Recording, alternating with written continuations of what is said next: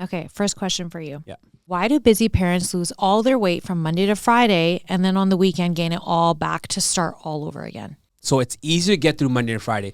As soon as you have some free time to yourself on the weekends, guess what happens? Your mind starts taking you down that dead end again. So if you don't have enough protein in your diet, if you don't have a strategy on a healthy, high protein breakfast to start your Saturday off on the right note, you're already off to the wrong start before the day even starts. So if I was a busy parent, I would make sure that on the weekends, I got my meals planned out and I got my dinner planned out, because busy parents lose the battle Friday night and Saturday night.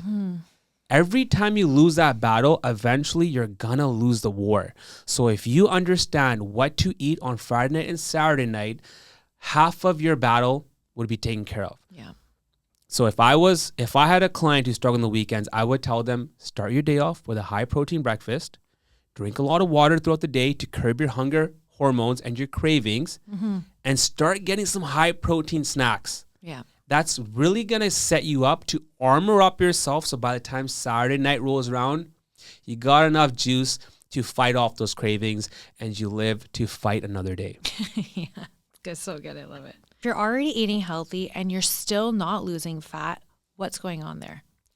What's your definition of healthy? I think nowadays the definition of healthy is so inundated with so much information. People think that eating chia seeds and pumpkin seeds are healthy, but maybe they're too high calorie for you. So for me, the definition of healthy in today's world is higher in protein, lower in calories. If you can work on maximizing protein and bringing calories down, if your goal is to lose weight, for you, that's healthy, right? If you're someone that's skinny and you want to put on some good muscle tissue, then healthy comes in another way. Now it's pumpkin seeds, now it's chia seeds, now it's nutrients. Yeah. It depends on what type of battle you're really fighting here. So healthy is just a word that is thrown out there, and you really need to know how you need to eat to help you hit your goals. So if you're already eating healthy, but you're still not losing fat, what's missing there? In that case, if you're eating healthy, but you're not losing fat, you are not in a calorie deficit. The only way you can lose fat is by being in a calorie deficit. So you need to understand, what's your calorie goal for the day?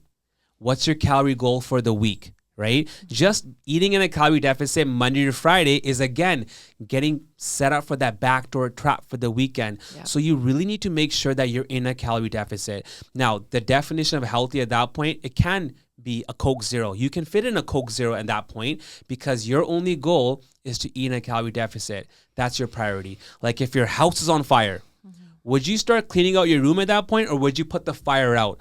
If the fire is obesity, your health and your healthy foods need to be things that are lower in calories. So you have to hit a calorie goal, and you have to hit it long enough for your body to stop dropping fat. Yeah. And so I guess then the confusion comes with people not knowing what their calorie goal is, right? Because we have to be in a calorie deficit to lose weight, but then how do I know what my calorie goal is? So is that where coaching comes in there? That's where coaching comes in. If you're confused, if you're a male, right? And let's just say you're somewhere around 5'8" to 6 foot, just shoot for 2,000 calories. I know it's not going to be really where you want it to be, but it's a good starting point. Once you start actually shooting for a certain calorie goal and you start tracking your food, you start learning the game. Yeah. You start learning that food over there is way too high in calories and it doesn't fill you up. So now your day gets dragged in the wrong direction. You start understanding that this one has higher in protein. The game unlocks for you. You need to see the world through the right lens. And that's when you understand the caloric, nutritional information on all the foods you're eating. Otherwise, you're just, you're a horse with blinders on, you're going the wrong direction. Yeah. So what's the difference between a meal plan and macros? For me, I think meal plans are like training wheels. They'll help you not fall off track. And it's your introductory look into the world of eating healthy. But if you finally want to get the training wheels off, you need to understand macros, because now this unlocks more levels. Like a video game, you can be stuck on level 1 your whole life, or you can start advancing and you can start unlocking restaurants, unlocking social settings, unlocking weddings. Because if you don't understand how to be a social person and still eat healthy, and you're always following a meal plan, it's always up and down. Yeah. You're going to lose some weight, you're going to gain all back. To get the training wheels off, you need to understand the game of macros. How much protein should you be having? How many carbs and how many fats? That's the game that's going to unlock this for you for life. So they're both the same thing, but meal plans are the training wheel version of macros. Yeah. And I also think that meal plans are more rigid, right? Very rigid. You're more stuck. So if you're a person that has kids and you're busy and you're out at sporting events and you have things going on, and now you have to have your broccoli and chicken in the car and everyone else is eating pizza, like this is not something that you're going to stick to for a prolonged period of time, right? Yeah. So I think that meal plans, they tend to be rigid and they're more short-term solutions. It's not going to work for you in the long term, but macros, it seems like it's more flexible, but then it's also like a long-term strategy that you can use. Meal plans are like having a translator with you, trying to learn a new language. You have to have everything translated. Once you learn the game of macros, it's like you learn the language. You're fluent in the game of eating healthy. Yeah. Because the only way you can be healthy is if you stay healthy. So if you want to stay healthy, how long can you keep eating healthy? That's learning macros. That's learning that a hot dog at your kid's soccer game isn't the right choice. Bring a protein shake with you and maybe have some chicken strips. See, once you know how this works, you're chilling, you're laughing. Yeah. So learn the language and be fluent in being healthy and eating right. Yeah. What actually works after 35 years old when your metabolism, your hormones have changed, your lifestyles change? What actually works to finally see progress? You need to get into strength training. The way that you can see progress while you're 35, 40, 45 is when you start letting your body work for you, not against you, right? Like, you know how people invest into the real estate market and they say, I'm making money while I sleep. You want to let your body burn fat while you sleep. That means speeding up your metabolism. There's no real way around that unless you start building some lean muscle tissue. And if you're still 35, you still have time. If you're still 40, you still have time. Even we have people in our program that's 55, 59 years old. They're seeing progress because they started strength training now.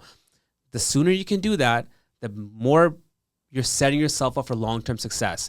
And the only way you do that is by building some lean muscle tissue so you can speed up your metabolism, right? So I would say even working out 2 times a week is more than enough. Yeah. Realize where you're at, meet yourself there, and just try to get a little better. You don't have to be perfect. 2 days is good enough. 3 days is better. You don't have to work out 5 days a week. You don't have to murder yourself in the gym. You just got to work on getting a little bit better every single time. And before you know it, you're going to be setting yourself up for long-term success. Yeah. How does that help us, like, for our bodies that are aging? Like, as we're getting older, like, how is the strength training going to help us? Like, I know it helps our metabolism, but how is it going to help us overall for just aging? So even studies these days say that having more muscle, like muscle is the elixir to life. If you want to have good brain health, if you want to not fall apart as you get older, you don't want to just survive. You want to learn how to thrive as you get older.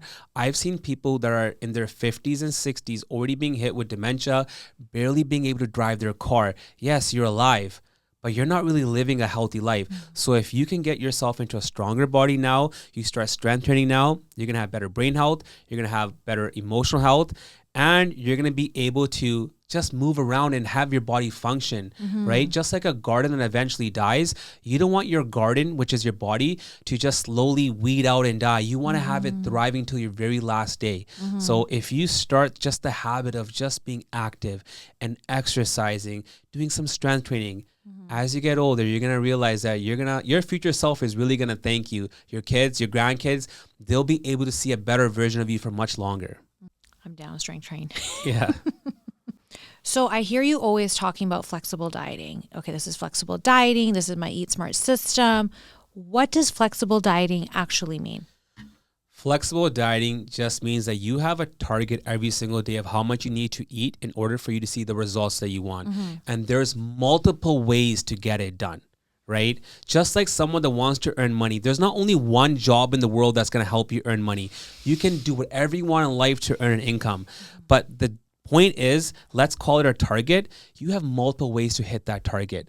And flexible dieting is what the name is. It gives you flexible options. So when you open up a menu at a restaurant, you have options now to help you hit your goal. Yeah. If you're going to go on vacation, you know what to do leading up to your vacation, what to do after your vacation. It is just a more sustainable way of you staying within your calorie range. Mm-hmm. If you want to lose weight and you want to be in a calorie deficit, it gives you more options. Mm-hmm. I think nowadays we want more options. We don't want to eat the same meal every single day. So flexible dieting is just a simpler, easier, non-restrictive way of you staying on track with your calorie goals. Okay, great.